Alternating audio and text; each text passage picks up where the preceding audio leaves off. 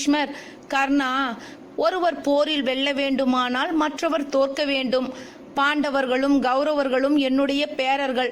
அப்படி இருக்கையில் அவர்களில் யார் மடிந்தாலும் எனக்கு சம்மதமாகுமா? பாண்டவர் இறந்தால்தான் நீ வெற்றி வீரனாக திகழ்வது திண்ணமாகும். நீ வெற்றி வீரனாக திகழ வேண்டும் என்று என்னால் எப்படி வாழ்த்த இயலும்? போர் நடக்காமல் இருக்க எத்தனையோ முயற்சி செய்தேன், தோல்வியே தழுவினேன். உனக்கே தெரியும், பாண்டவரின் பக்கம்தான் நியாயம் இருக்கிறது என்று. துரியோதனன் உன்னுடைய உயிர் நண்பன். நீ ஒருவன்தான் அவனுக்கு அறிவுரை செய்து இந்த போரை நிறுத்தி குருதி புனல் பெருகிடா வண்ணம் தடுத்து நிறுத்த முடியும். இறைஞ்சியது பீஷ்மரின் குரல்.